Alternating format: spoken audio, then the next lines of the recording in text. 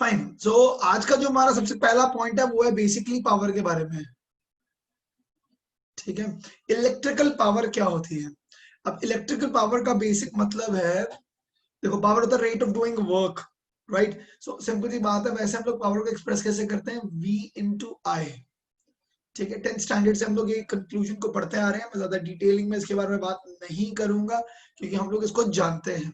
ठीक है, आप चाहो तो इसको दो अलग अलग फॉर्मेट में भी लिख सकते हो।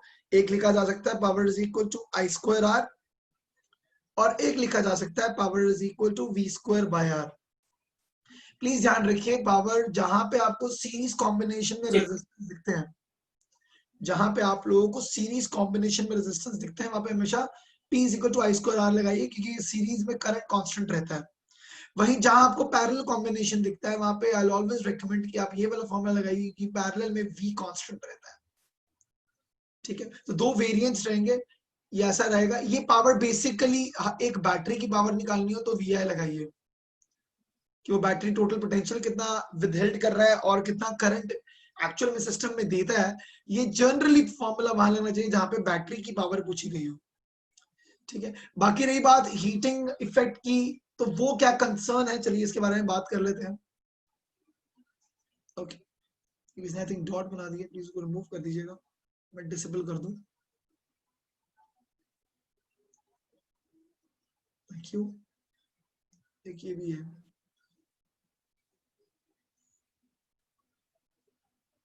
कूल, छोड़िए कोई बात नहीं। हाँ, हीटिंग इफेक्ट के बारे में बात करते हैं। हीटिंग इफेक्ट ऑफ करंट का मतलब क्या होता है।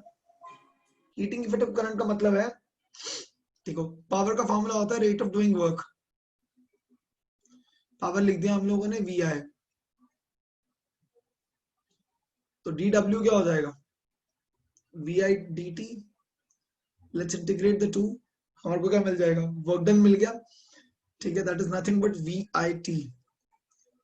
अगेन सीरीज कॉम्बिनेशन में तो हीटिंग इफेक्ट को हम लोग एक्सप्रेस कर लेते हैं I स्क्वायर RT से, और अगर पैरेलल कॉम्बिनेशन तो हीटिंग इफेक्ट को डिनोट कर देते हैं हम लोग V स्क्वायर बाय RT से। ठीक है, बेसिक डिनोशंस है, कोई प्रॉब्लम आएगी तो मुझे बता दीजिए। आई डोंट थिंक सो कि इसमें कोई दिक्कत आनी चाहिए।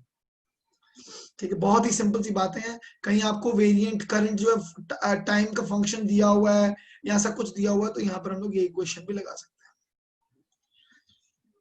जहां पर भी आपको टाइम फंक्शन दिया हो किसी कंडीशन में, करंट का या फिर जो भी करंट का ही होता है जनरली, तो दिया होगा तो आप डायरेक्टली ये फॉर्मूला लगा के भी आंसर निकाल सकते हैं, देयर इज नो प्रॉब्लम।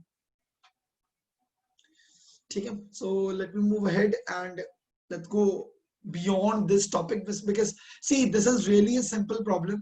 आपको सिंपल सिंपल से और डायरेक्ट वैल्यू बेस्ड क्वेश्चंस आते हैं। ठीक है, आप लोगों को सिर्फ अपना दिमाग चलाना है कि कैसे पावर यूटिलाइज होती है।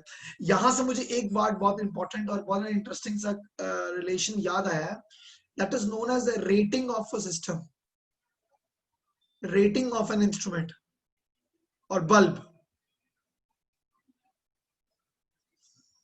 है ना। रेटिंग्स दिए होते हैं, किसी भी एक बल्ब के लिए बात करें तो बल्ब की रेटिंग कैसे दी होती है, उसमें दिया होता है कुछ वॉट दिया होगा, let's say 25 what 200 volts, something like this. ये दिया होता है, इससे हमारे को क्या पता लगता है, इससे हमें ये पता लगता है कि ये जो भी हम लोगों ने बल्ब बनाया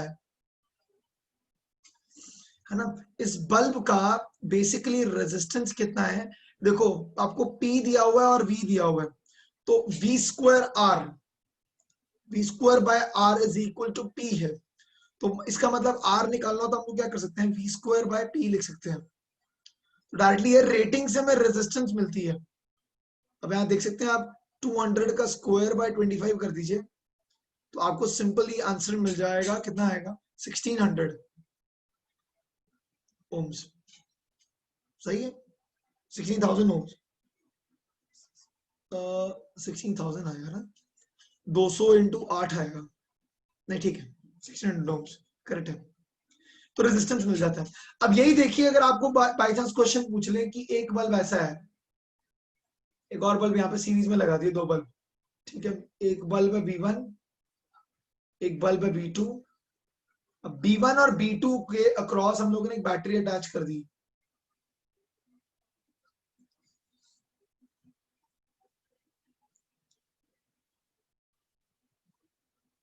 ठीक है, अब ये आ गया। अब इस सिनेरियो में हम लोग क्या बोलेंगे, सोचिए जरा। इसमें अगर पूछा जाए कि कौन सा ब्राइट होगा बल्ब, ठीक है, which will be brightest bulb, इसमें हम लोग लिख देते हैं, एक लिख देते हैं 25 वॉट 200 वोल्ट, एक लिख देते हैं 50 वॉट 250 वोल्ट, ठीक है। तो विच विल बी ब्राइटर,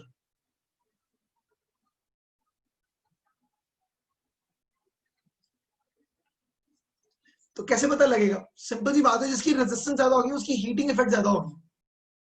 जो ये जो बल्ब की बात की जाती है, हीटिंग इफेक्ट के ऊपर काम करते थे, ठीक है, नॉर्मल पुराने वाले इनकेडेसेंट बल्ब्स, ठीक है, उनके लिए बात होती है यहाँ पर। तो जिनकी जितनी ज्यादा रेजिस्टेंस होगी उतना हीटिंग इफेक्ट होगा, जितना हीटिंग इफेक्ट होगा उतना ज्यादा वो डिस्चार्ज होंगे अच्छे से, है ना, उतनी ब्राइट होगी। तो सिंपल सी बात है, हम लोग रेजिस्टेंस निकाल लेते हैं। R1 का वैल्यू कितना आ जाएगा, 200 इंटू 200 बाय 25। R2 कितना हो जाएगा, 250 इंटू 250 बाय 50। इसको कैंसिल करो, कितना आ जाएगा 50, इसको कैंसिल करो कितना आ जाएगा 8, कैलकुलेट करो कितना आंसर आएगा 1600। इसका आंसर कितना आएगा 12500। सही है, सही है, करेक्ट। 50 नहीं 5 आएगा, 1250 है, सॉरी, ठीक है। 1250 ओम्स आ गया एक का आंसर, और एक का आंसर 1600 ओम्स आ गया, ठीक है। अब इस सिनेरियो में बात की जाए किसकी रेजिस्टेंस ज्यादा है, R1 की रेजिस्टेंस ज्यादा है। सिंस R1 की रेजिस्टेंस R2 की रेजिस्टेंस ज्यादा है, हम लोग का जब हीटिंग इफेक्ट निकालेंगे तो H1 का हीटिंग इफेक्ट आएगा I square R1T, and heating effect H2 आ जाएगा I स्क्वायर R2T। तो दैट क्लियरली इंप्लाइज करंट दोनों में सीरीज में, तो करंट सेम है, दैट इंप्लाइज जिसका रेजिस्टेंस ज्यादा होगा उसकी हीटिंग इफेक्ट ज्यादा होगी। तो heating effect of 1 will be greater than heating effect of 2, that means bulb 1 will be brighter।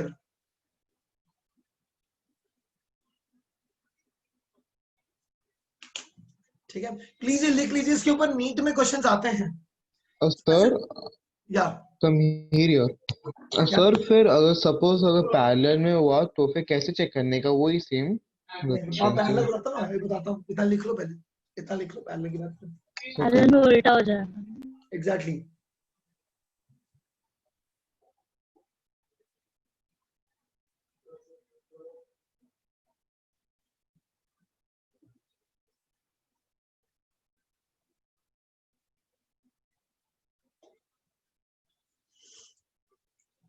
देखो, अगर सीरीज में रहेगा तो R1 डायरेक्टली प्रोपोर्शनल है ना हीटिंग इफेक्ट के, लेकिन अगर पैरेलल में रहेगा, यही मैंने यहाँ पर बताया कि हीटिंग इफेक्ट के बारे में बात करो। अगली स्लाइड पे जाने से पहले इसी पे खत्म कर देते हैं, है ना। हीटिंग इफेक्ट की बात करो तो सिंपल सी बात है, अगर सीरीज में है तो जिसकी रेजिस्टेंस ज्यादा है उसकी ब्राइटनेस ज्यादा है, लेकिन वहीं अगर पैरेलल में बात करें, पैरेलल में V स्क्वायर बाय RT लगेगा, तो रेजिस्टेंस के इनवर्सली प्रोपोर्शनल है, तो जिसकी रेजिस्टेंस कम है उसकी ब्राइटनेस ज्यादा है। तो अगर यही दोनों बल्ब अगर हम लोग पैरेलल में लगा देंगे तो 50 वॉट 250 वोल्ट वाला जो रेटिंग है जिस बल्ब की, वो ज्यादा ब्राइट होगा।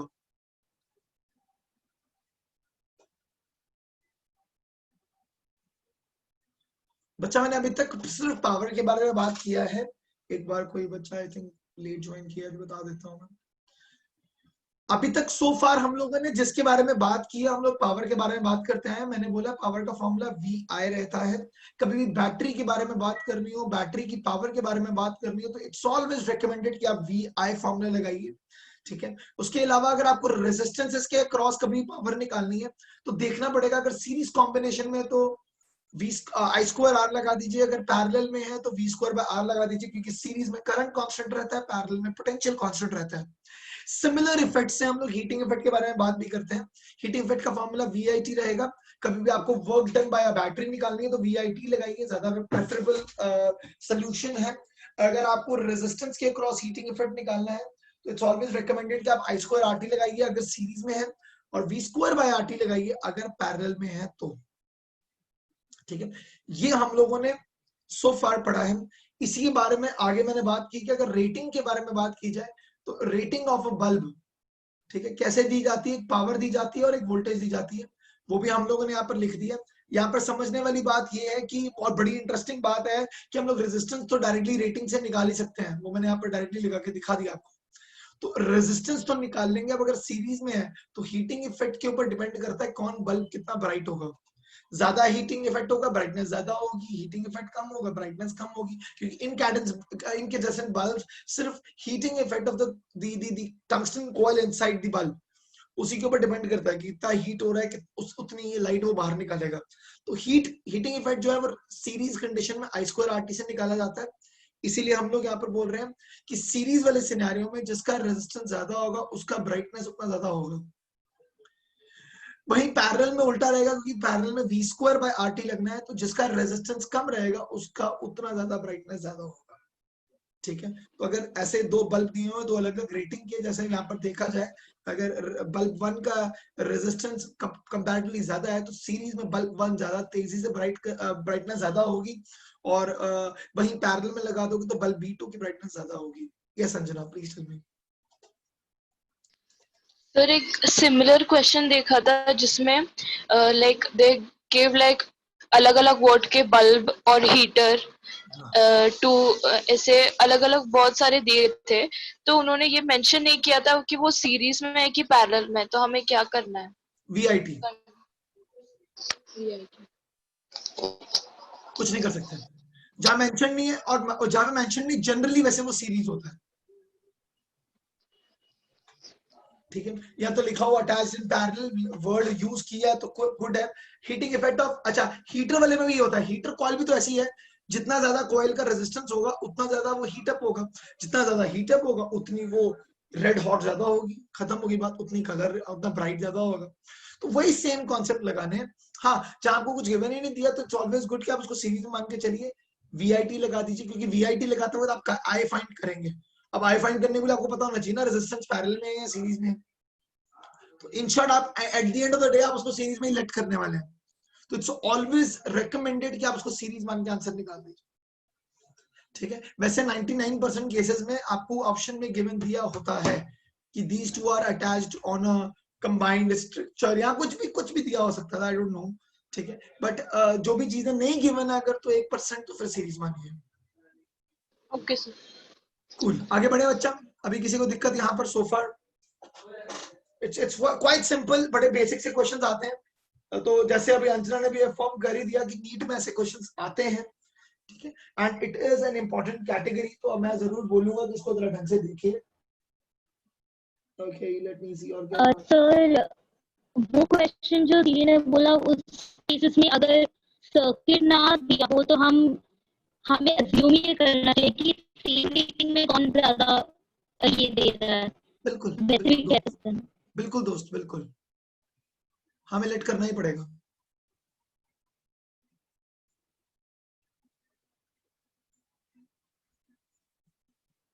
ठीक है, cool, late me move ahead with this. ठीक है, आई थिंक पावर के बारे में सारी बातें हो गई, हीटिंग इफेक्ट भी आप इतना तो समझ ही गए कि हीटिंग इफेक्ट कैसे निकालना है। ठीक है, तो you guys very well know about it. हाँ, अगर आपको कभी चार्ज की क्वेश्चन दी हो तो आप फिर भी हीटिंग इफेक्ट निकाल सकते हो, क्यू से आई निकाल सकते हो और आई से आगे आप फंक्शन यूज कर सकते हो, तो यू नो इट बेटर। मैं टाइम वेस्ट नहीं करूंगा। हाँ, इससे मेरे को एक चीज याद आ गई बहुत interesting, this is known as maximum power transfer.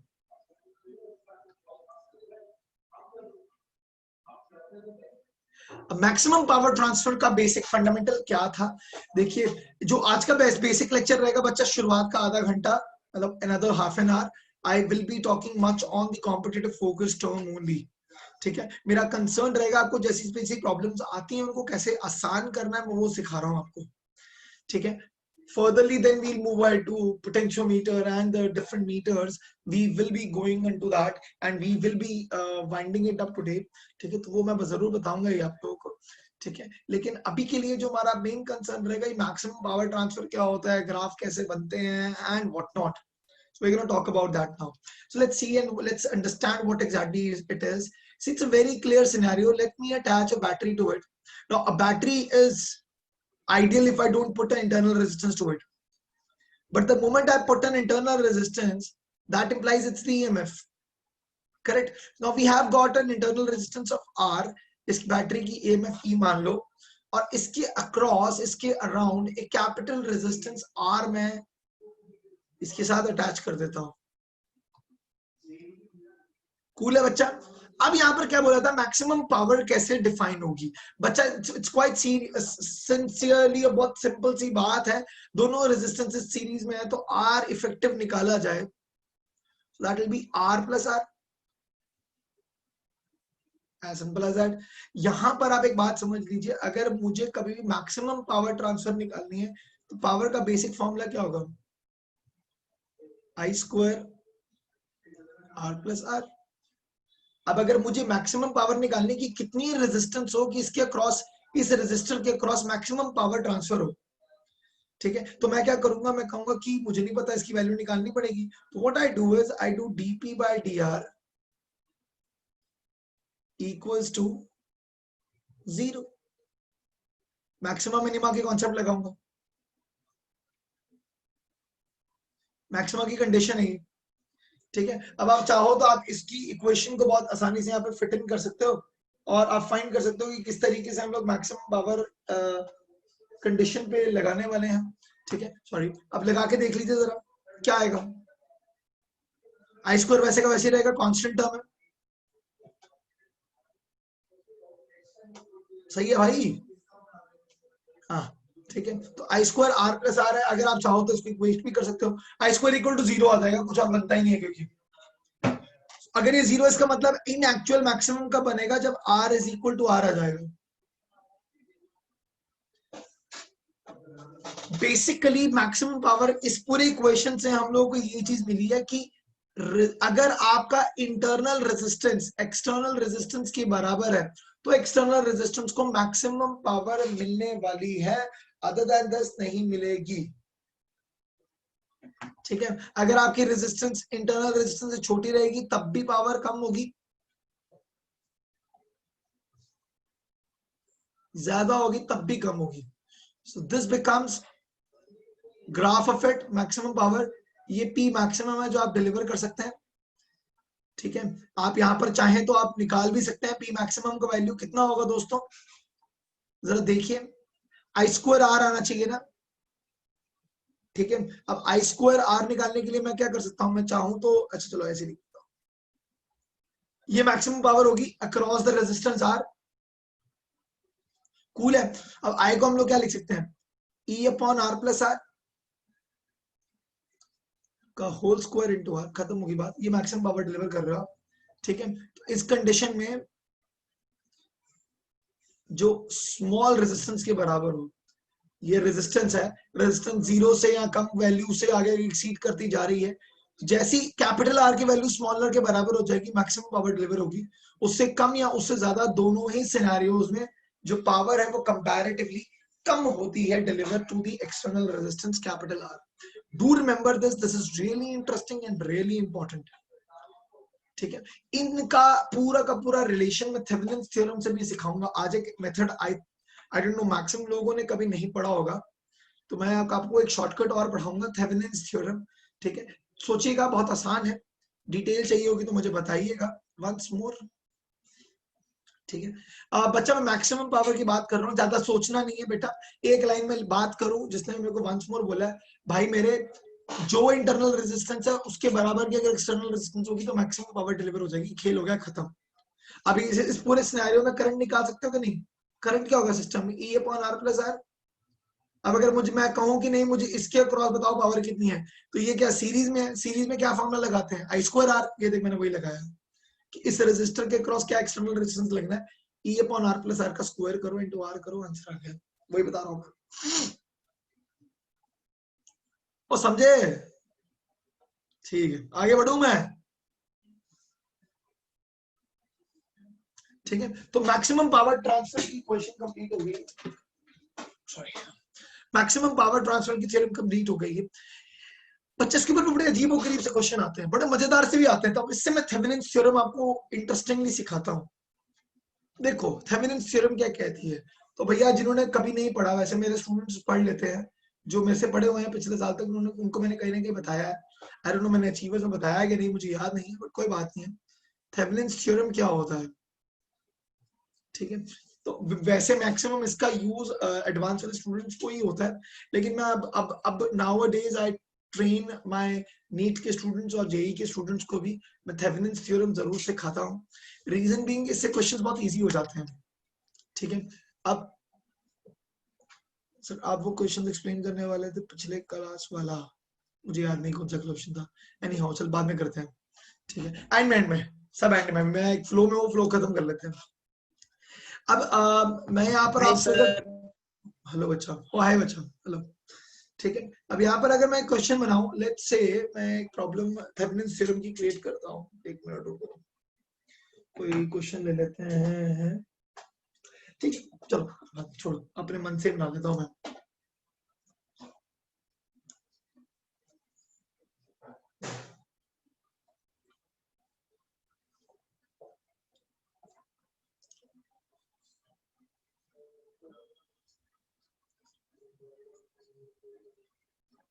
Guys to understand मैं क्या करूंगा, प्लीज इसको जरा ढंग से देखिएगा, अदरवाइज बड़ा प्रॉब्लम आ जाएगा। इट्स अ डिफिकल्ट थिंग, थोड़ा सा अगर किसी ने पढ़ा है तो गुड है, एक बार समझ आ गया तो सबसे आसान चीज है, इससे कोई इजी बात ही नहीं है। अब ढंग से सुनना क्या कर रहा हूं मैं। मान लीजिए इसको कुछ नाम दे देते 3 वोल्ट्स, इसको दे देते हैं 12 volts, 5 Om,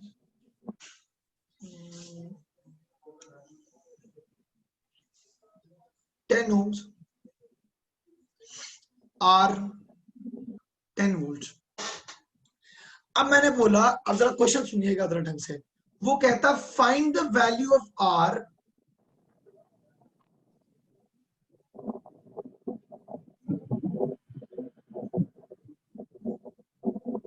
find the value of R to get maximum power.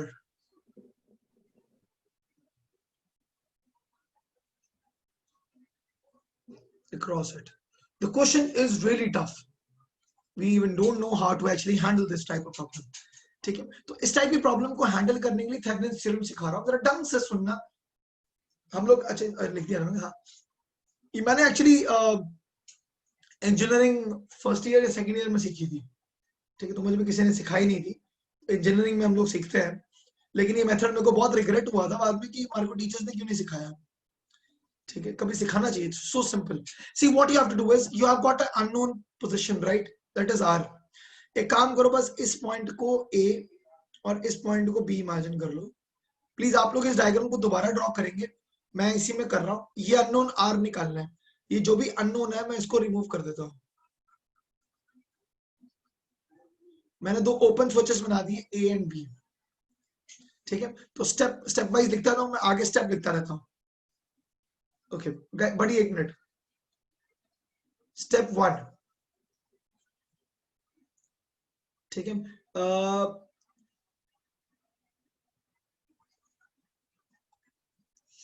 Consider the unknown quantity point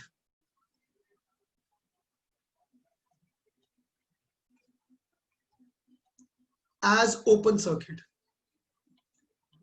First step, ठीक है। Step 2, again consider the batteries as closed switch.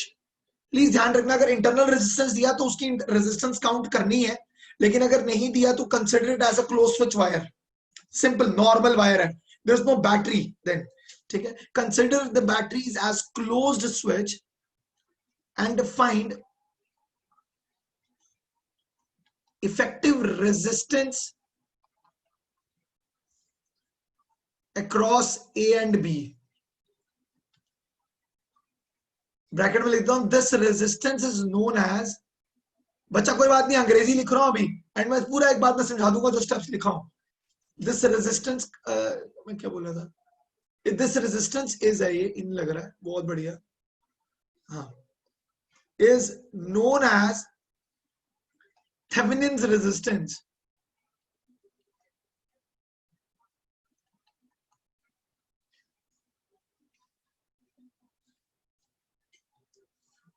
Yes, Namish. कोई प्रॉब्लम नहीं है, you can write the answer down over there, but don't worry, क्योंकि काफी लोगों को आता नहीं है तो I am just teaching them. ठीक है, थेवेनिन रेजिस्टेंस आ गया। अब क्या, अच्छा क्या किया मैंने बताओ जरा बेटा, ये देखो इनको क्लोज स्विच मान लो तो रेजिस्टेंस कितनी बन गई। एक काम करूं यहाँ पर मैं रेजिस्टेंस बना दूं, मजा आएगा और कर सकते हो। लो एक और बना लो, ये 5 ओम ले लो, बना लेना ओरिजिनल डायग्राम में बना लो। 5 ओम ले लो, क्या होगा इसके अक्रॉस देखो ये सब क्लोज स्विच है तो 5 और 10 पैरेलल में हो गए। ठीक है, तो 5 और 10 अगर पैरेलल में तो 5 into 10/5 plus 10 25 टोटल प्लस जो भी आंसर है वो टोटल रेजिस्टेंस आ गई। This is Thevenin's resistance. कितना आ गया 50/15 plus 5, that can also be written as 10/3 plus 5. The answer comes up as 25/3. That's correct. 25/3 ohms. This is known as Thevenin's resistance. ठीक है, now step number 3, find potential difference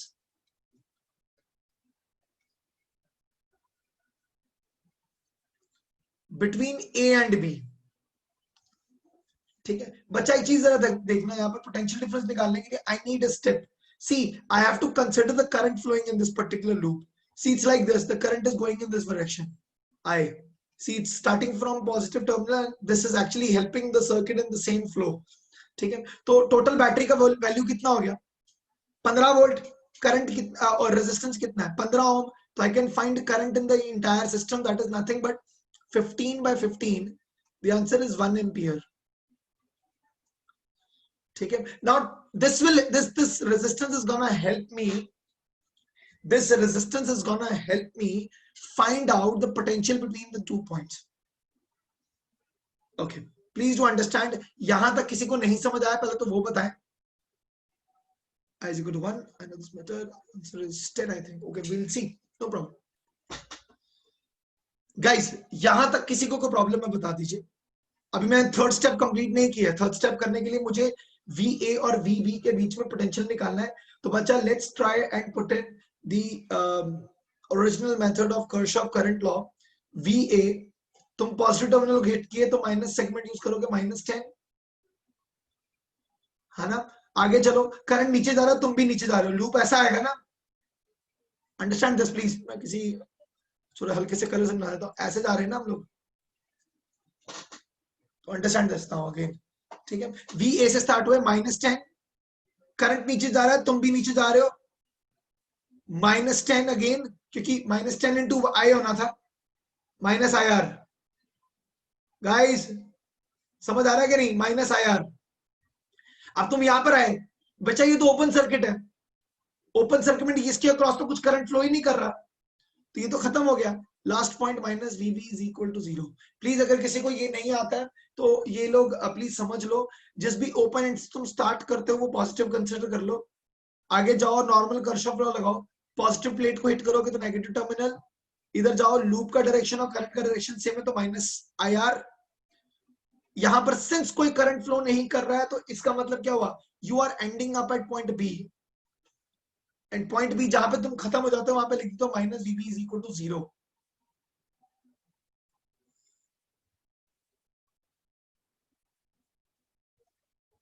ठीक है, ये बात समझ में आई। तो अब यहाँ पर क्या हो जाएगा formula, VA minus VB will become equal to 20 volts। Correct है बेटा everyone, is it okay. VA minus VB is equal to 20 volts। अगर ये नहीं समझ आया please do let me know, क्योंकि मैं अगर ये अभी नहीं समझ आएगा तो फिर मुश्किल हो जाएगा आगे।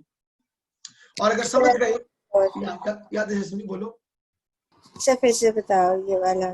टोटल नहीं, ये लास्ट वाला। अच्छा, जहां से तुम पोटेंशियल स्टार्ट करते हो, ओपन एंड में हमेशा कभी भी एक स्ट्रेट वायर में अगर आपको किरचॉफ लॉ लगाना है तो ऐसे ही करिए, जहां से स्टार्ट करो उसको पॉजिटिव कंसीडर करो, VA potential at point A।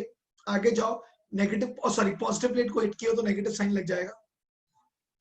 Current का डायरेक्शन और लूप का डायरेक्शन सेम है तो -10 हो जाएगा, -IR। यहाँ पे कोई करंट फ्लो नहीं कर रहा है क्योंकि ओपन सर्किट है, तो ऑब्वियसली 5 ओम के क्रॉस कोई करंट नहीं फ्लो कर रहा, तो उसका कुछ पोटेंशियल ही नहीं है। You are ending up at point B, that means minus VB is equal to 0। जहां से स्टार्ट कर रहे हो वो पॉजिटिव है, जहां एंड कर रहे हो वो नेगेटिव है। The whole entire of a loop, the potential is always equal to 0. So I've got VA minus VB. This VA minus VB is also known as Thevenin's battery. ठीक है, तो VA minus VB is also known as Thevenin's battery 20 volt. 3 step किए बच्चा, इसको ढंग से देखेंगे। यहां पे लिख देता हूं, known as Thevenin's battery.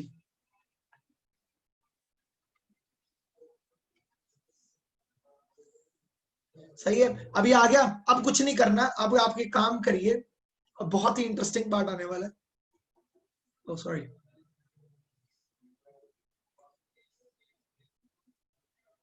एक मिनट।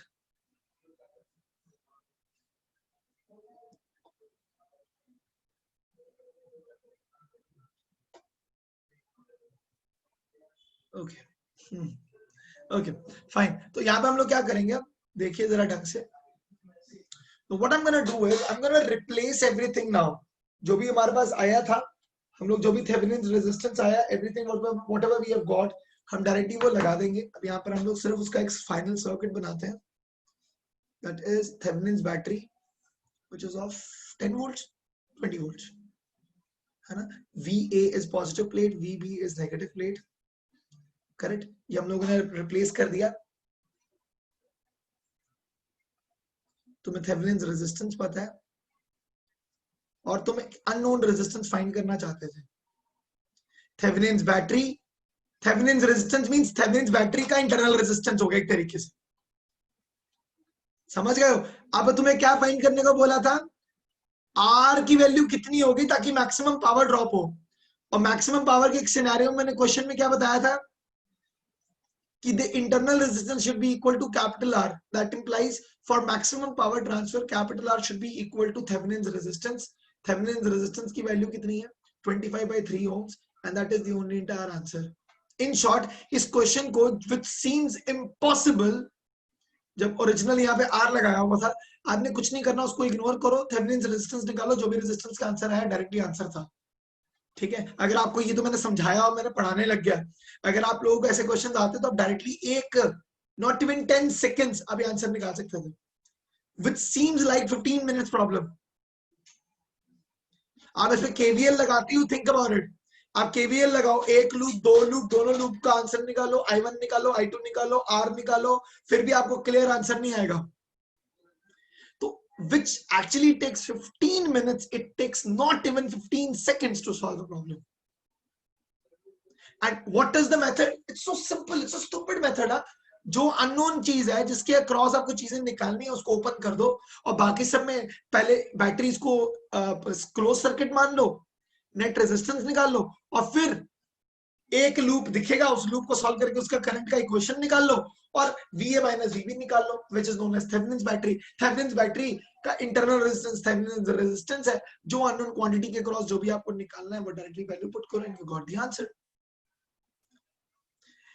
KVL के KCL के क्वेश्चंस को भी हम लोग ऐसे सॉल्व कर सकते हैं, there is no problem, we can solve it.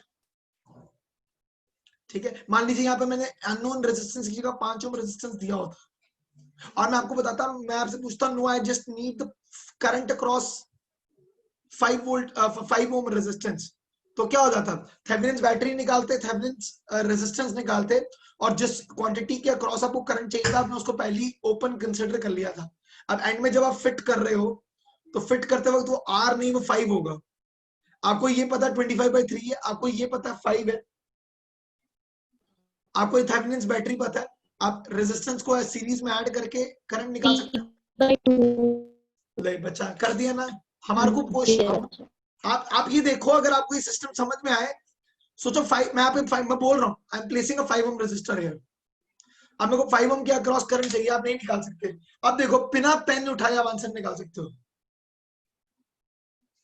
Consider it, this is open, you have found the Thevenin's resistance, which is very simple, 5 and 3 are in parallel, 15/3 10/3 हो गया, 10/3 और 5 सीरीज में है, 25/3 हो गया, Thevenin's resistance आ गई, बैटरी निकालनी है। तुम इस लूप को देखोगे तुम्हें दिख जाएगा 15 ओम का रेजिस्टेंस है और 15 वोल्ट का बैटरी है, तो 1 एम्पियर करंट आ गया, 1 एम्पियर करंट के क्रॉस हम लोग यहाँ पर देखेंगे, VA माइनस EB लगाएंगे, हमें थेवेनिन्स बैटरी मिल गई। Again I am not using my pen, it's very simple. At the end आपको थेवेनिन्स बैटरी पता है, थेवेनिन्स रेजिस्टेंस पता है, जो अननोन रेजिस्टेंस, जो नोन रेजिस्टेंस के क्रॉस करंट निकालना था, वो रेजिस्टेंस को थेवेनिन रेजिस्टेंस का सीरीज में प्लेस करके करंट निकाल डालो, आंसर आ गया दोस्तों। जो आंसर आया वही आंसर है। It's so simple. It's so simple. The life becomes very simple if you understand Thevenin's theorem. I hope I am clear. थोड़ा सा सर आप एक क्वेश्चन दो ना। एक क्वेश्चन दो मैं देते हैं। ये नोट कर लिया सर? Okay fine. बाकी मैं लेक्चर तो भेजूंगा ही रिकॉर्डेड, आप लोग नोट्स बनाना चाहें वहां पे बना सकते हैं। ठीक है, ये लो आप एनसीईआरटी से कोई भी क्वेश्चन उठा सकते हो और सो थेवेनिन्स प्रॉब्लम से सॉल्व करो जो केवीएल से सॉल्व किया गया, आपको पता लग जाएगा।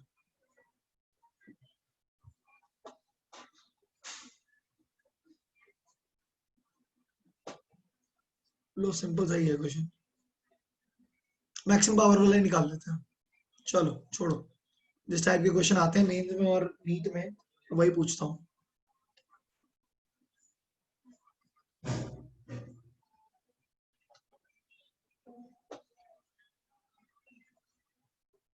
Please find maximum resistance. Maximum power के लिए रेजिस्टेंस निकालिए। Also find the maximum power across the resistor are.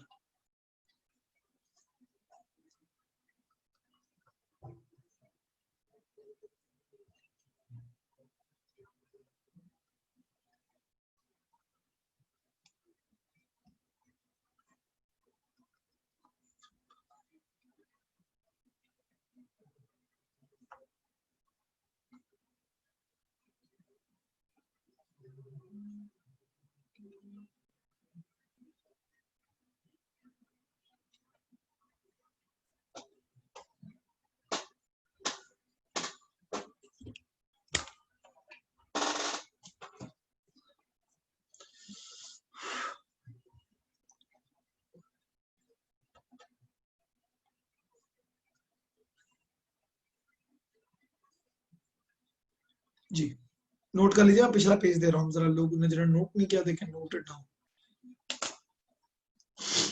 Guys it should not take much time, मैं आपको बोल रहा हूँ under a minute question solve होना चाहिए, under a minute. Sir just एक सेकंड क्वेश्चन दिखा। मैं क्वेश्चन दिखा देता हूँ, जल्दी क्वेश्चन नोट कर लो पहले, मैं पीछे तभी जाऊंगा।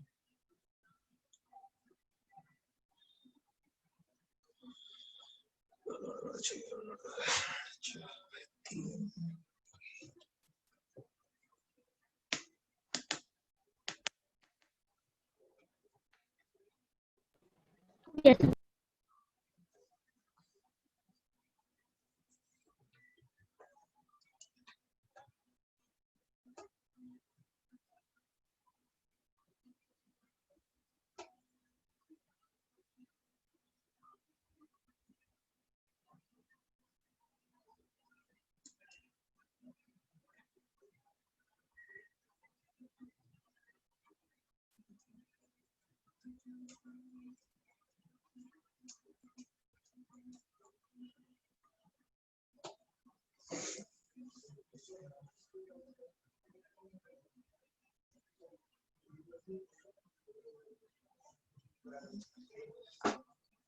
ठीक है, मैं साथ साथ सॉल्व कर रहा हूँ। Very good.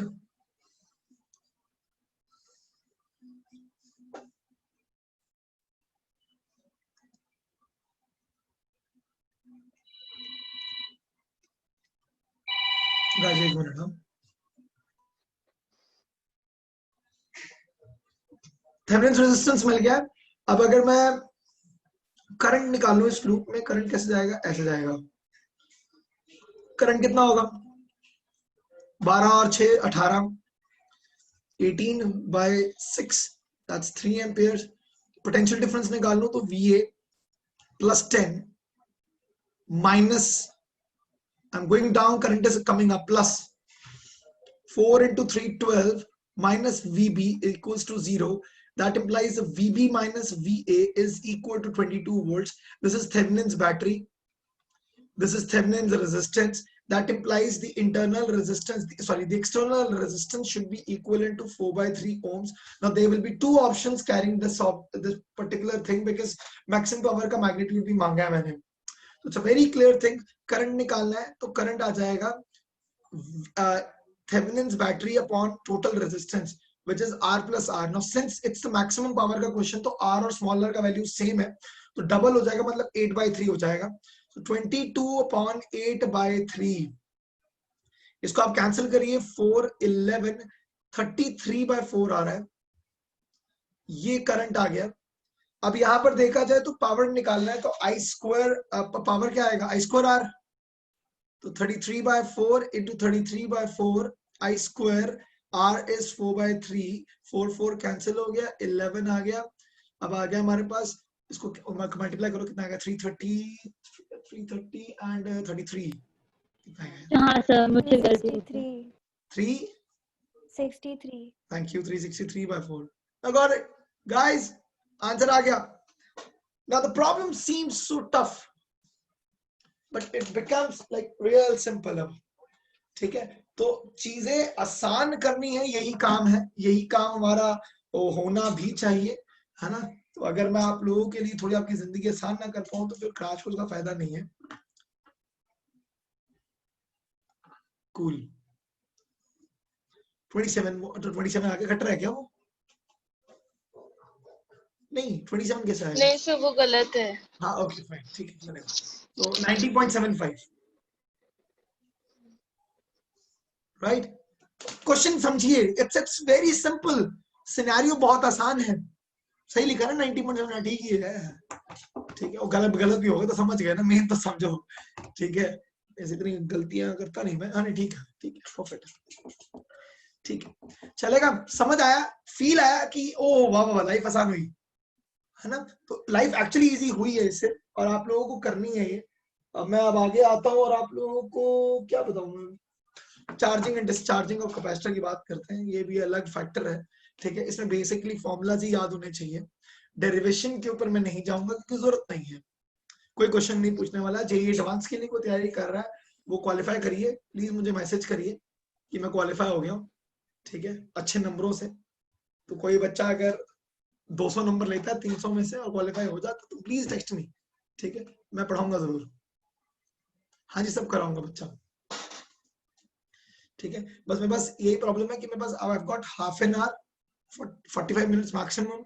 इससे ऊपर नहीं पढ़ा सकता हूँ क्योंकि मेरा 4 बजे से फिर 8 बजे तक लेक्चर्स है यार, बैक टू बैक. तो एक आधा घंटा का ब्रेक चाहिए होगा मेरे को. ठीक है, तो आप लोग चिंता मत करिए, मैं जितना हो सकता है मैक्सिमम कवर करूंगा, but I won't rush. That is one thing. ठीक है, मेरे को नहीं रश करना है. आप आराम से करते हैं. कुछ बच गया, कल ट्यूटोरियल है, हम उस पर कर लेंगे, कोई दिक्कत नहीं है. ठीक है, बट हो जाएगा, ऐसे कोई इतना रह नहीं गया सिस्टम पढ़ाने वाला. कैपेसिटर के बारे में बात करना, आरसी सर्किट सॉल्व करेंगे, खेल हो जाएगा खत्म. तो charging and discharging of a capacitor. Guys, इसको एक ही स्लाइड में हम लोग खत्म करने की कोशिश करते हैं. समझेंगे, बहुत आसान सी चीजें हैं, कोई बहुत बड़ी चीजें नहीं है. ठीक है, लोगों को लगने लग जाता है कि पता नहीं एक्सपोनेंशियल लगा देते हैं तो पता नहीं क्या हो रहा है कुछ नहीं. एक कैपेसिटर लीजिए, एक रेजिस्टर ले लीजिए और इनको एक बैटरी के अक्रॉस प्लेस करिए.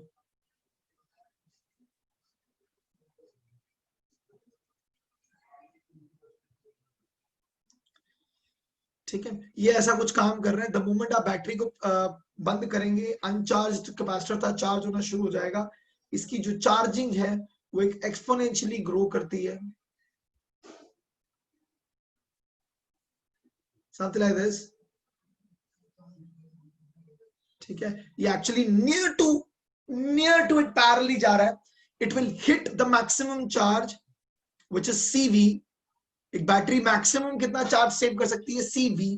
ठीक है, तो ये जो जाएगा वो इनफाइनाइट टाइम पे हिट करता है. मैं इसके बारे में अभी कोई बात नहीं कर रहा हूं, मैं सिर्फ एक्सपोनेंशियल ग्रोथ के बारे में बात कर रहा हूं. आप इसके लिए याद रखेंगे, किसी भी इंस्टेंट पे आपको चार्ज निकालना है तो आप लिखेंगे CV 1 - e⁻ t/RC. प्लीज ध्यान रखिए यहाँ पर जो आरसी है इसको हम लोग टाउ कंसिडर करते हैं. Tau is known as a time constant. अगर आपका टाइम कांस्टेंट मतलब एक टाइम कांस्टेंट बात करें, आर और सी को मल्टीप्लाई करते हैं और यहाँ पर आंसर निकालें, तो प्लीज ध्यान रखिए इतने टाइम पे अगर आपका गिवन टाइम कांस्टेंट के बराबर है तो उस कंडीशन में जो चार्ज है बैटरी के ऊपर वो 67% ऑफ मैक्सिमम चार्ज होगा. ठीक है, 67%. अब कैसे निकालें 67%? बचा देख सकते हो, t is equal to RC हो जाएगा, तो आरसी आरसी कैंसिल हो गया, e रेज़ टू -1 आ गया, e रेज़ टू -1 मतलब 1 अपॉन e आ गया, मतलब e - 1 बाय e हो जाएगा. e इज 2.7 ही होता है. ठीक है, थैंक यू. 2.7 - 1, ठीक है, तो 1.7 बाय 2.7. आप इसको कैंसिल करिए, you will get a nearly number of 66 point something. So I am considering it a 67% of CV आपके पास एक्चुअल में राइट नाउ स्टोर्ड है. To understand this is very interesting and important. ठीक है, यहाँ से आप करंट निकालना चाहते हो, आप करंट भी निकाल सकते हो, पढ़े लिखे हो इतने यार. dq by dt कर दीजिए, CV गॉन. ठीक है, करंट इंक्रीज हो रहा है. ठीक है, अब इस सिनेरियो में हम लोग क्या करेंगे देख सकते हैं. अब ये तो कैंसिल ही हो गया, माइनस साइन ऑलरेडी है. आप डिफरेंशिएट करेंगे तो e रेज़ पर anything is stage the same. ऊपर वाला टर्म डिफरेंशिएट होकर नीचे आएगा. आपको क्या मिलने वाला है देखिए जरा. Current will become CV by RC e raise पर -t by RC. अब कहेंगे C और C कैंसिल हो गया sir, V by R current होता है, this is the maximum current, e raised to -t by RC आएगा. There is no negative sign over here. Why there is no negative sign? There should be a negative sign. ये CV अंदर क्या -CV लगेगा, तो minus आना चाहिए था, लेकिन सिंस इसका डिफरेंशिएशन का आंसर है -1 by RC, तो माइनस माइनस कैंसिल हो गया. This shows current increases in the system. Current भी ग्रोथ है. ठीक है, नेक्स्ट आता है डिस्चार्जिंग ऑफ कैपेसिटर.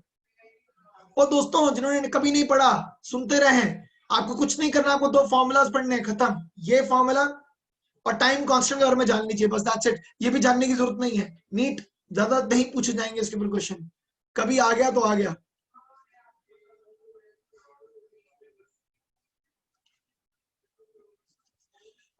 अब डिस्चार्जिंग ऑफ कैपेसिटर किस तरीके से काम करता है. एक ऑलरेडी चार्ज कैपेसिटर है, कंप्लीटली चार्ज कैपेसिटर, और आप लोगों ने उसके अक्रॉस एक रेजिस्टर लगा दिया, की लगा दो और जोड़ दो, CR. इसको क्लोज करिए, आपको समझ आएगा कि क्या हो जाएगा.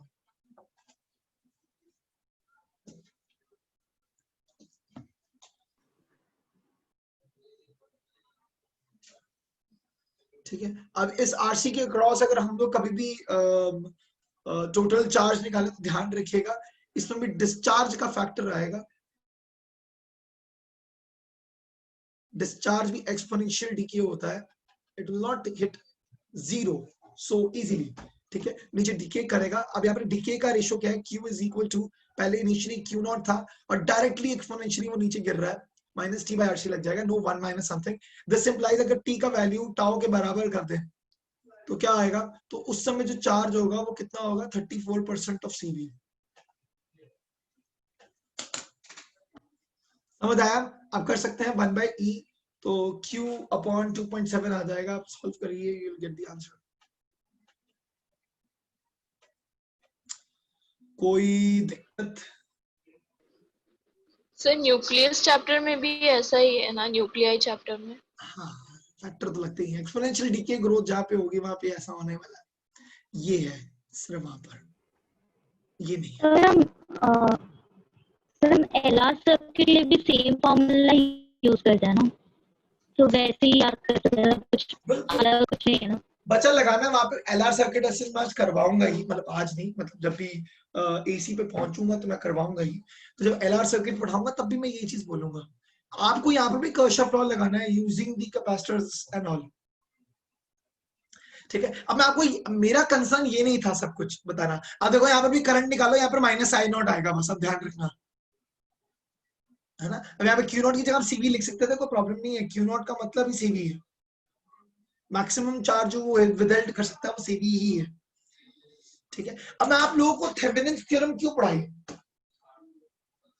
उसका रीजन मैं नेक्स्ट प्रॉब्लम में दूंगा आपको. मैं 1 मिनट दे रहा हूँ, फटाफट नोट कर लीजिए.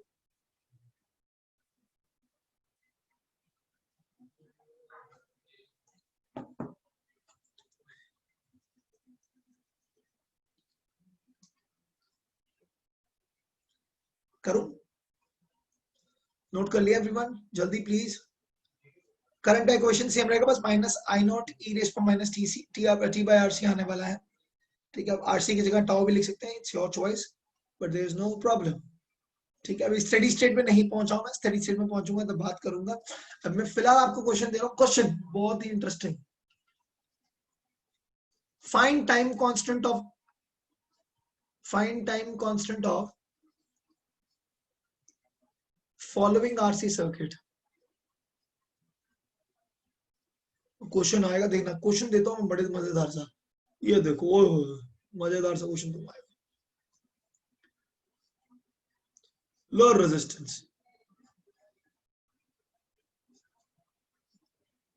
लो एक और रेजिस्टेंस,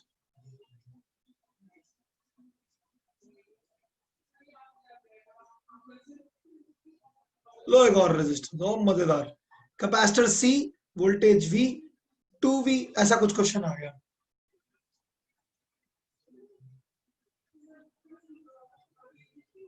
हाँ बिल्कुल बेटा। हाँ, यहाँ पे क्या करेंगे, अब वो पूछ रहा है टाइम कांस्टेंट। बेटा क्वेश्चन बहुत टफ, थेवेनिन्स थ्योरम बहुत आसान। 10 सेकेंड्स, 10 सेकेंड रूल देखना भी, गिनना शुरू कर देना, मैं क्वेश्चन सॉल्व करूंगा विद एक्सप्लेनेशन। ठीक है, and my time starts now. Point A, point B, इसको अननोन मान लो तो ये रब हो गया। टोटल रेजिस्टेंस निकालेंगे, ये दोनों रेजिस्टेंस पैरेलल में है, आंसर इज R/2, एंड ये R/2 और ये R सीरीज में है, तो total Thevenin resistance becomes 3R/2, and the time constant का फॉर्मूला बन जाता है RC रहता है, R मतलब R टोटल लगाएंगे, C into 3R/2, answer comes up. 10 second मैंने समझा भी दिया और क्वेश्चन सॉल्व भी कर दिया, दैट्स इट। तो टाइम कांस्टेंट मिल गया, थेवेनिन्स थ्योरम। तो सिंपल, लाइफ आसान। ठीक है, बोला मैं 10 सेकंड लूंगा, नॉट मोर देन दैट। तो थेवेनिन समझ आ गई तो जिंदगी आसान दोस्तों। केवीएल लगाने की जरूरत नहीं। पहली बात, जहां जहां केवीएल लगाते थे मैंने आपको पहली शॉर्टकट सिखा दी, केसीएल लगाओ। अब मैंने आपको एक और बता दी कि केवीएल लगाना, केसीएल नहीं लगाना ना, तब भी आसान तरीके थेवेनिन लगाओ। 11 सेकंड लिए, शैट समझा भी रहा था ना मैं, तो 1 सेकंड ज्यादा हो गया। वो मैंने ये लिख दिया, टोटल नहीं लिखता तो बेटा 1 सेकंड बच जाता, तो मैं डायरेक्टली इसके आंसर लिख सकता था।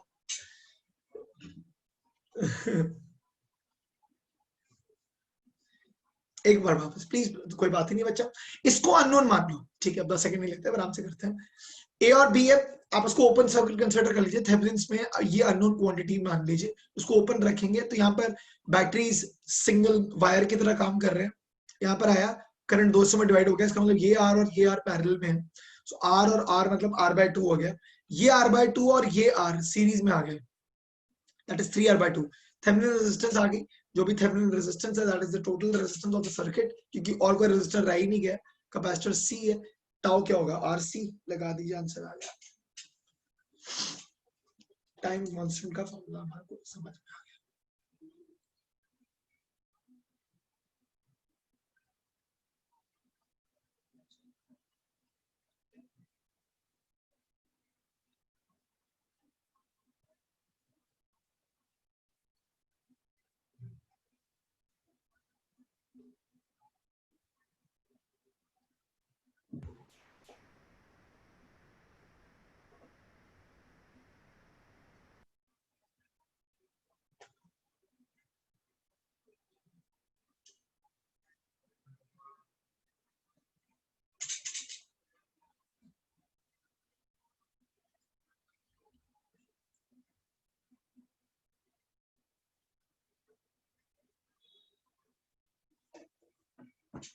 करो आगे, स्टेडी स्टेट कंडीशन बात करें।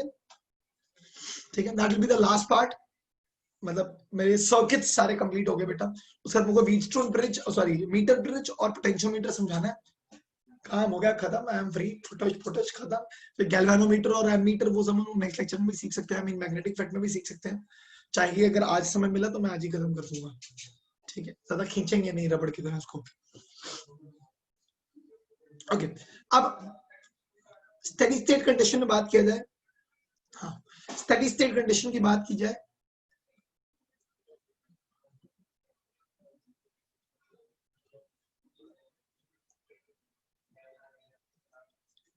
दोस्तों बड़ा ही मजेदार है स्टेडी स्टेट। स्टेडी स्टेट का मतलब है सिंपल, इनफाइनाइट टाइम के बाद एक कैपेसिटर जो है वो ओपन सर्किट की तरह काम करता है, बस खत्म।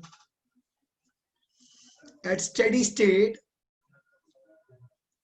which is actually reached when the transient time is infinity, इस पे ये ओपन सर्किट की तरह काम करता है।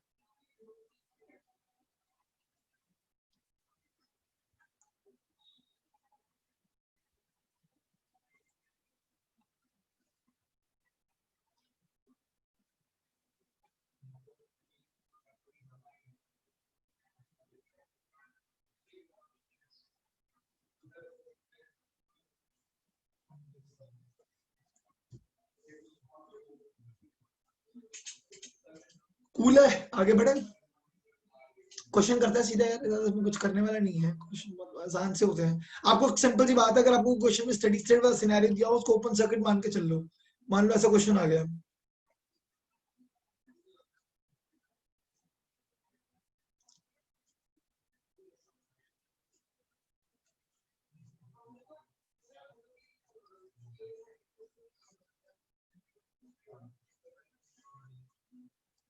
ऐसा कंसिडर कर लो, बहुत ही सिंपल सा क्वेश्चन है। आर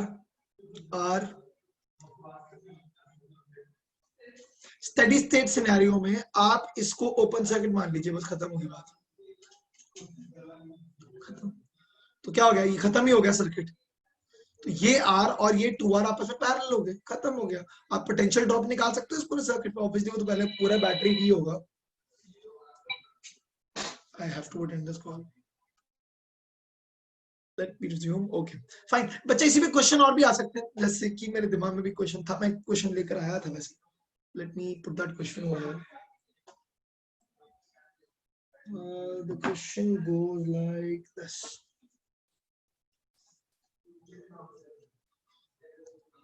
ठीक है, this is a problem which has already come in previous exams. I don't know किस एग्जाम में था, इसी में आया था।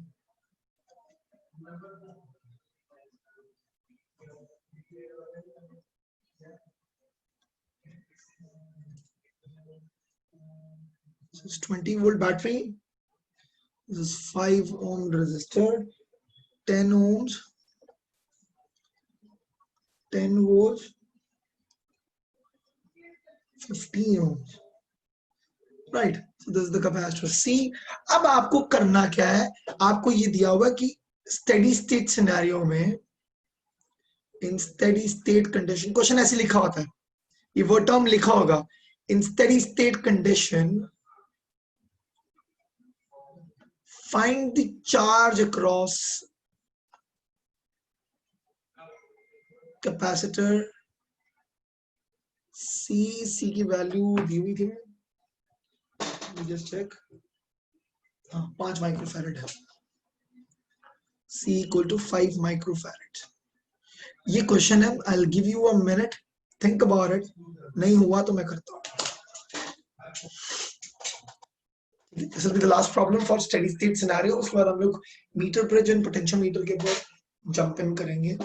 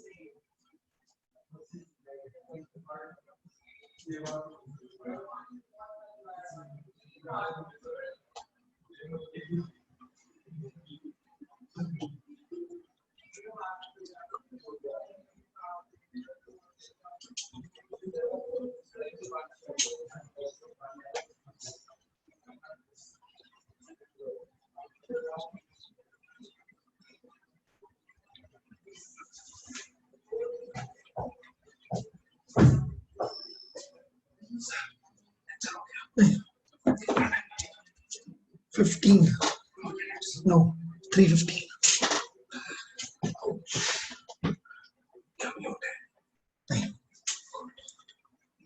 Yep. 0 no see I'll start solving. ठीक है, I'll start solving. आप लोग अपना करिए, मैं अपना सॉल्व करता हूँ, कोई जल्दी नहीं है.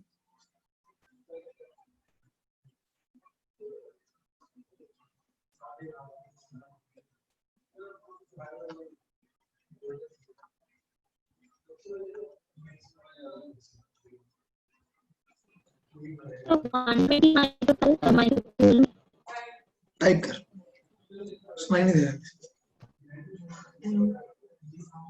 और अभी रोबोटिक्स की आवाज आ रही है, इसलिए मैंने बोला कर दे.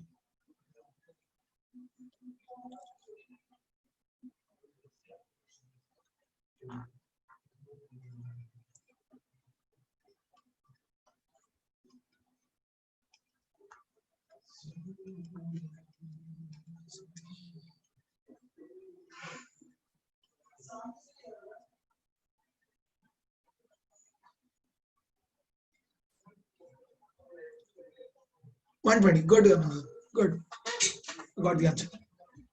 मैंने कर दिया, देखो इतने से जगह में कर दी दोस्तों. इतना सा आंसर था जितना समय लगा रहे हो तुम लोग. ये देखो सिंपल सी बात है, steady state condition, it's an open circuit. If it's an open circuit, इस लूप में कुछ करंट फ्लो नहीं कर रहा, अंडरस्टैंड दिस. लेकिन यहां पर देखो ये क्लोज सर्किट है, तो 15 और 10 25 हो गया. 25 ohm 10 volt. I is equal to कितना आ जाएगा? 2/5, 0.4 एम्पियर्स आ जाएगा. ठीक है, फिर इसके अलावा अब आगे देखेंगे तो VA और VB के कंसर्न में अगर हम उसको ऑप्शंस निकालें तो VA से स्टार्ट हो जाइए. ऊपर जा रहे हैं, करंट ऊपर है, तुम भी ऊपर जा रहे हो तो माइनस आ जाएगा. -10 × 0.4 इज 4. आगे जाओ, इस लूप में कोई करंट फ्लो कर ही नहीं रहा, तो 5 ओम का क्रॉस कुछ करंट ही नहीं पास कर रहा, तो that means we are not gonna count it. Then I end up at positive plate. I'll consider -20. Ending up at -VB is equal to 0. VA minus VB is 24 volts. I've got V. I know C. So I can find Q. Q is equal to CV. So एक step which is like बचकाना वाला step. Second step which involves Kirchhoff law. I've got V. I know C. I can find Q. 3 steps and the answer is here. Seems difficult. It's simple. It's actually simple.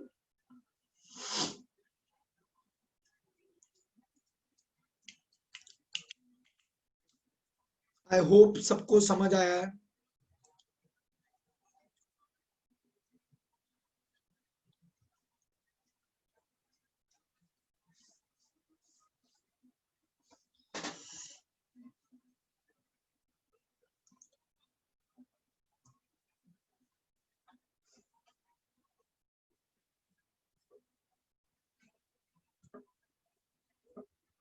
ठीक है, I'm moving ahead.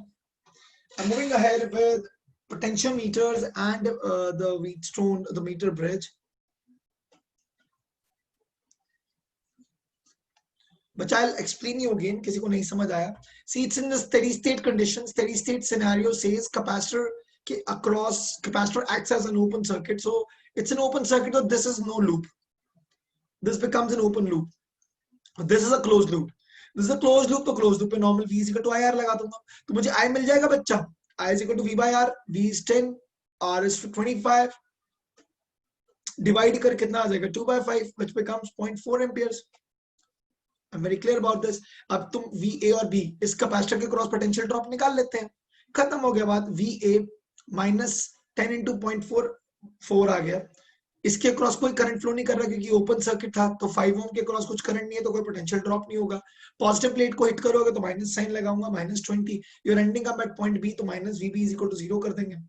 यहां से पता लग गया कि VA minus VB का value के बीच में 24 वोल्ट्स का डिफरेंस है. Q is equal to CV होता है, वैल्यू मल्टीप्लाई करो, आंसर आ गया. That's it.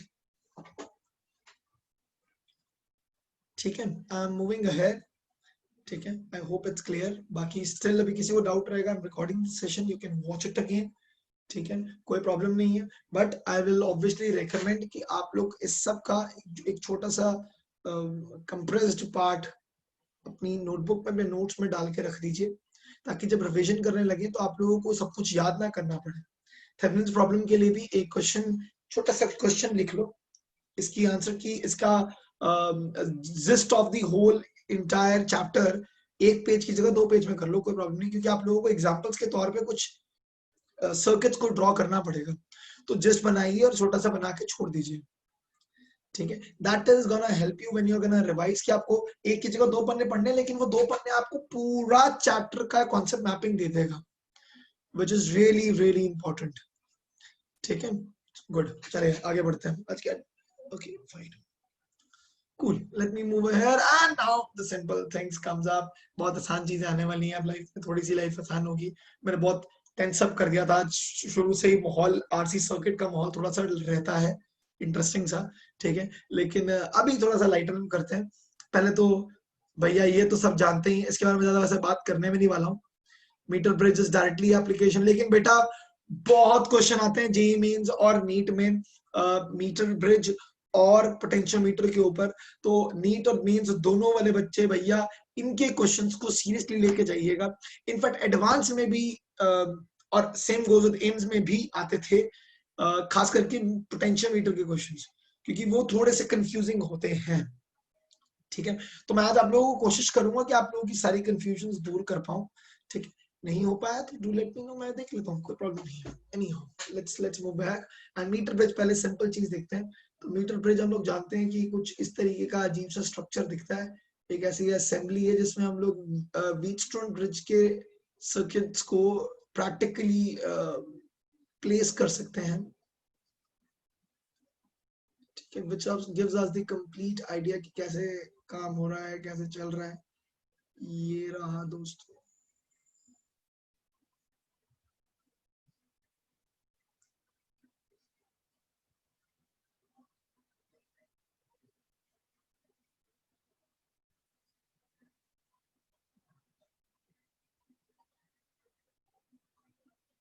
well, we have got a rheostat over here, got a battery V.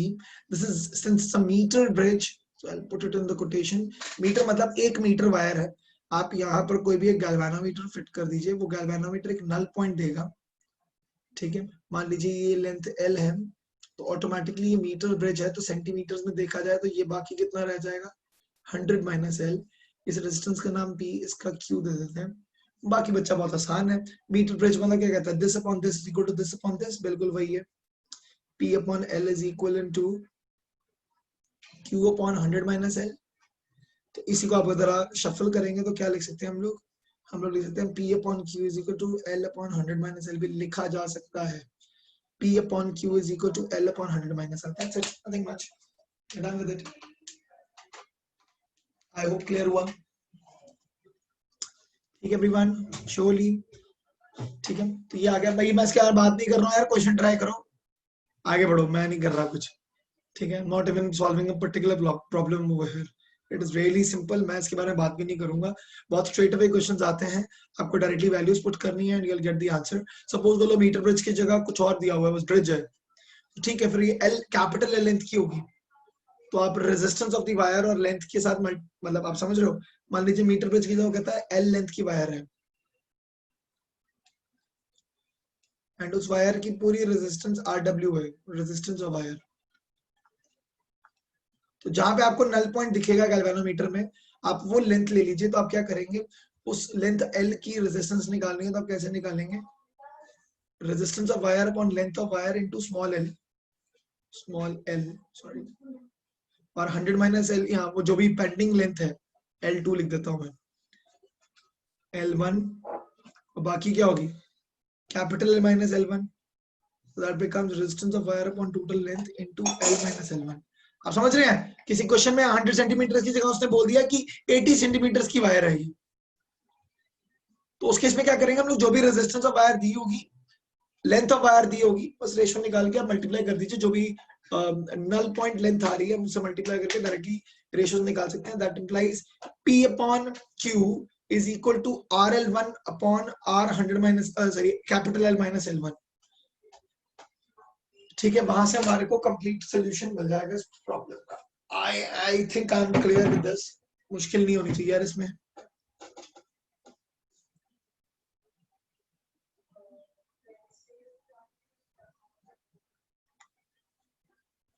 Okay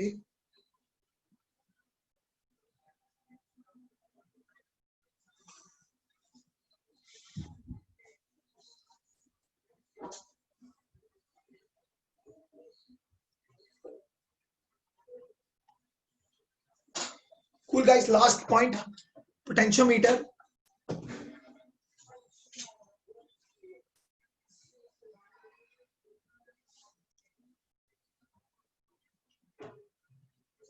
बच्चा वैसे तो एक चीज है कि इसके ऊपर जो भी कॉन्सेप्ट्स के क्वेश्चन आते हैं ना, वो वैसे तो खुद ही प्रैक्टिस करने से ही सीखोगे, मेरे करने से कुछ होने नहीं वाला है। तो कल का ट्यूटोरियल सेशन आधा आधा रखेंगे, ठीक है। दो शीट ले आऊंगा क्वेश्चन की, आप सॉल्व करिए। बाकी दोस्तों यार हम लोग आगे पढ़ते हैं, टॉपिक कंप्लीट किया जाए यार, ठीक है। आप लोगों का टेस्ट परसों होगा, कल नहीं होगा। मेरा प्रिंट टाइप नहीं हुआ अभी तक पूरा पेपर, तो आई थिंक परसों तक हो जाएगा। तो परसों लेंगे हम टेस्ट करंट इलेक्ट्रिसिटी तक, जहां तक आज हम पढ़ रहे हैं, ठीक है। लेकिन कल मैं कोशिश करूंगा कि मैं आप लोगों के साथ ट्यूटोरियल के साथ साथ थोड़ा मैग्नेटिक इफेक्ट को पढ़ लूं, क्योंकि मैंने मैग्नेटिक इफेक्ट को आई थिंक एक ही लेक्चर दिया है, लेकिन फिर वो नॉर्मल जो टेरेस्ट्रियल मैग्नेटिज्म है, वो सब चीजें हैं, वो फिर मिस आउट हो जाएंगी। नहीं तो मैंने एक ही लेक्चर दिया था magnetic effect of electric current के हिसाब से, लेकिन एक्चुअल में 2 लेक्चर होने चाहिए थे, मतलब 2 दिन देने चाहिए थे मुझे। तो मैं काम करूंगा, मैं कल आधा दिन यूज करूंगा, मतलब half of we'll shifted. Sure, I do that, ठीक है। एनीहाउ, पोटेंशियोमीटर के बारे में बात करते हैं guys. It's like this, we have got a external battery with us, we got a rheostat with us, and we got a wire over.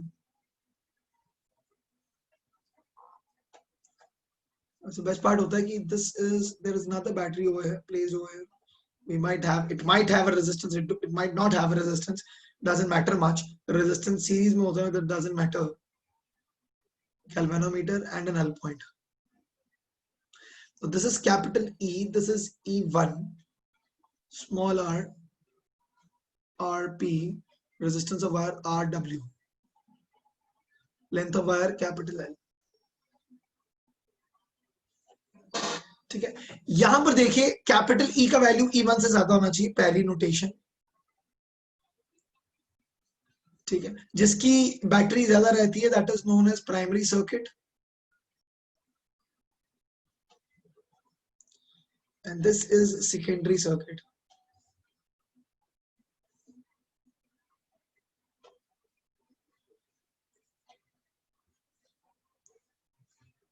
What it is all about, understand this, very interesting, बहुत मजेदार चीज है। आपने current निकालना हो पूरे system में, तो प्राइमरी सर्किट ही गवर्न कर रहा है पूरे पोटेंशियोमीटर को, ठीक है। तो करंट निकालना हो तो कैसे निकलेगा, E अपॉन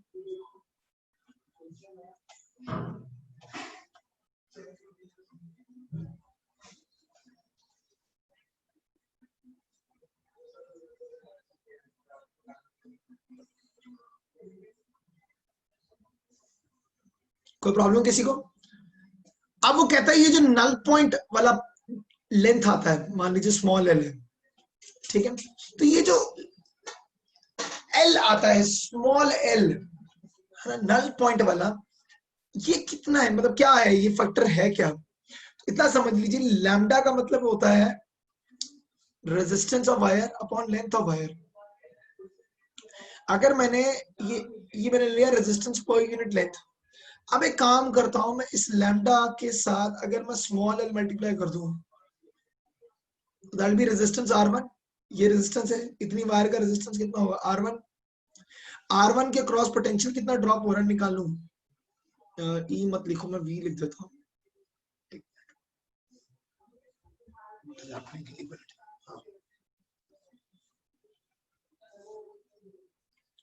V निकाल लूं, कितना आएगा बच्चा, जो भी करंट फ्लो कर रहा है सर्किट में नॉर्मल प्राइमरी सर्किट की वजह से, इनटू R1 कर दूं, तो ये रेजिस्टेंस किसके बराबर होगा, this V will be equivalent to E1, तभी नल पॉइंट आया है। समझने वाली चीज है, प्लीज, मैं नॉर्मली नहीं पढ़ा रहा हूं, कन्वेंशनली जैसे पोटेंशियोमीटर पढ़ाया जाता है मैं नहीं पढ़ा रहा हूं, मैं आप लोगों को डायरेक्ट जस्ट दे रहा हूं कि होता क्या है। आप यहाँ पर देखिए, जितना पोटेंशियल यहाँ पर ड्रॉप होगा, अगर वो पोटेंशियल ड्रॉप इसके बराबर हो गया, तो ये हायर पोटेंशियल पॉइंट है, ये लोअर पोटेंशियल पॉइंट है, ये भी हायर पोटेंशियल पॉइंट है, लोअर पोटेंशियल पॉइंट है। तो जब ये इसके बराबर आ गया तो नेट इफेक्ट कितना आ जाएगा, 0। बैटरी का नेट इफेक्ट कितना आ गया, 0। If there is net effect is 0, there will be no current flowing through this, If there is no current flowing through this galvanometer का डिफ्लेक्शन क्या आएगा? नल, जीरो। सेम आप नेक्स्ट नल डिफ्लेक्शन मान सकते हैं, यहाँ पर आ जाए अगर आप एक और सर्किट यहाँ बना दीजिए E2,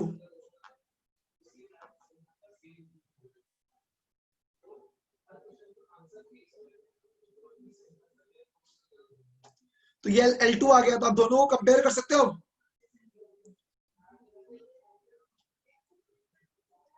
ये V1 नाम दे दो,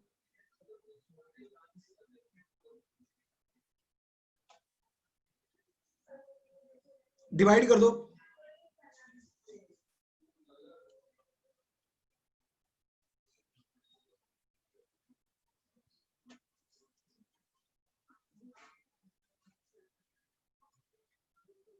अच्छा एक चीज और समझने वाली थी, मैंने ध्यान ही नहीं दिया, सॉरी, मैंने गलती से यहाँ पर एक और बात बताने वाली थी। लैम्डा तो आ गया, अब R1 का वैल्यू क्या आएगा? Lambda into L, small l या L1 ले लो, ये L1 है, ये L2 लेंथ है, तो हमारे पास फॉर्मूला क्या आ जाएगा? That will be very clear, E1 by E2, क्योंकि करंट सेम है, डिवाइड करोगे तो आई कैंसिल हो जाएगा, R1 by R2 रह जाएगा, R1 is lambda L1, R2 is lambda L2, lambda lambda भी कैंसिल हो जाएगा, L1 by L2 आ जाएगा। क्लियर कट फंडा है बच्चा, याद करने वाली चीज है, कोई बड़ी बात नहीं है, ठीक है। सीरीज में कोई भी रेजिस्टेंस लग जाए सेकेंडरी सर्किट में doesn't change the null point. What is the reason behind it? क्योंकि E से कैंसिल हो जाएगा, तो उस स्मॉल r के साथ जो भी सीरीज में लगाया हुआ है उसके क्रॉस कुछ करंट फ्लो ही नहीं करने वाला, तो कुछ पोटेंशियल ड्रॉप करेगा ही नहीं वो। बात समझेगा नहीं मैं क्या बोला हूं? अगर आपने यहाँ पे अटैच कर दिया, ये कितना भी हो, इट डजंट मैटर, क्यों? क्योंकि ये वाला EMF इस EMF को कैंसिल कर रहा है, and that is the reason why galvanometer is showing the null deflection. If galvanometer is showing null deflection, that implies there is no current flowing through R. If there is no current flowing through R, there is no potential drop. So that doesn't matter, it is 1 ohm or 10 ohm or 100 ohms. Right? So that is the basic scenario. Please ध्यान रखिएगा, वो बोलते हैं अगर यहाँ पे rheostat लगा दी और यहाँ पे वैल्यू बढ़ा दी तो क्या हो जाएगा? हाँ, अगर नीचे सेकेंडरी सर्किट में हमने E1 का वैल्यू E से ज्यादा बढ़ा दिया तो क्या हो जाएगा? तो सेकेंडरी विल बिकम प्राइमरी, है ना? अगर E1 का वैल्यू E से बड़ा हो गया, इसीलिए बोला जाता है कि पोटेंशियोमीटर में कैलकुलेट करना तो E से छोटी वैल्यूज होनी चाहिए E1 की। और क्या है इसमें? इंटरनल रेजिस्टेंस फाइंड करने वाला फैक्टर था, वो बता देता हूं, कर लो।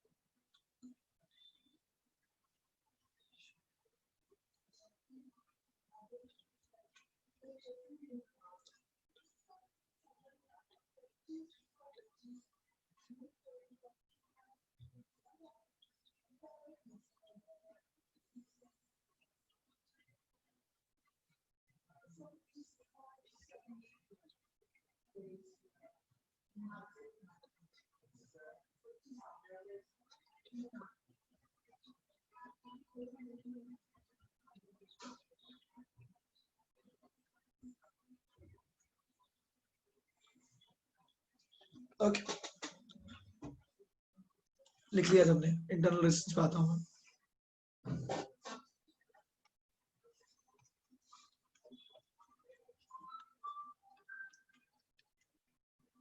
ओके गाइस, once again,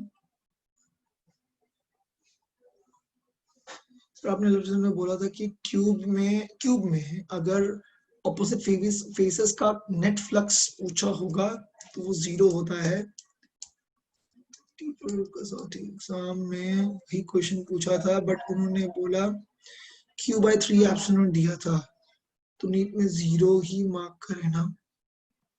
बच्चा क्या क्वेश्चन है मुझे पता नहीं, बच्चा क्वेश्चन के ऊपर डिपेंड करता है बेटा, ठीक है, क्वेश्चन के ऊपर डिपेंड करता है। में पूछा था कि क्यूब में अगर ऑपोजिट फेसेस का नेट फ्लक्स पूछा हो। बेटा मैं दोबारा बोल रहा हूँ, चार्ज एंड क्लोज के ऊपर देखना पड़ेगा कैसा क्वेश्चन है, क्वेश्चन के ऊपर डिपेंड करता है बेटा। एनीहाउ मैं करता हूँ, we'll talk about it. Internal resistance के केस में सेम कॉन्सेप्ट है बेटा, कैपिटल ई एक रेजिस्टेंस आर, नीचे वायर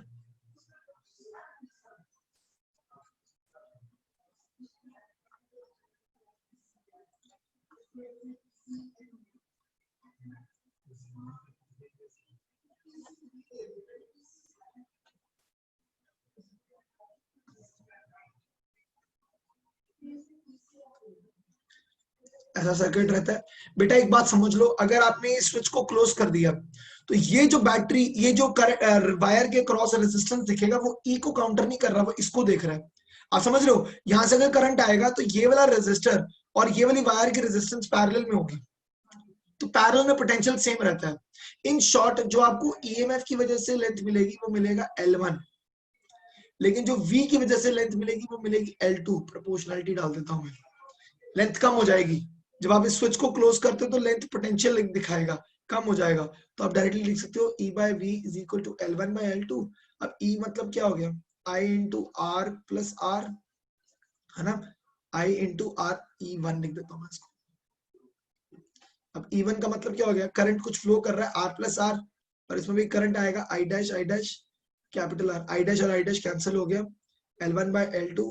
यहाँ से हम बच्चा स्मॉल r की वैल्यू निकाल सकते हैं, L1 minus L2 by L2 into capital R। ये फॉर्मूला याद ही रखिए, अच्छी बात है। क्वेश्चन इसके बियॉन्ड कुछ नहीं आते हैं, प्लीज ध्यान रखिएगा। अगर एक रेजिस्टेंस पैरेलल में लगाते हैं सेकेंडरी सर्किट में, सेकेंडरी बैटरी के अक्रॉस, तो मैटर करता है कितना रेजिस्टेंस है, उसके हिसाब से नल पॉइंट शिफ्ट होगा। क्योंकि पैरेलल है तो आपका जो मेन वायर है कनेक्टिंग पोटेंशियोमीटर, वो वायर एक्चुअल में वो पैरेलल वाला जितना पोटेंशियल ड्रॉप हो रहा है उसको कैलकुलेट करेगा। सीरीज में इट डजंट मैटर। बस यही है यार, आई थिंक इतना ही है। आज के लेक्चर में हम लोग बेसिकली पोटेंशियोमीटर तक ही देखने वाले थे। जैसे बोला मैं आप लोगों को कल थोड़ा सा मैग्नेटिक इफेक्ट पहले ही स्टार्ट कर दूंगा, I won't waste much time. ठीक है, सो दैट्स इट आज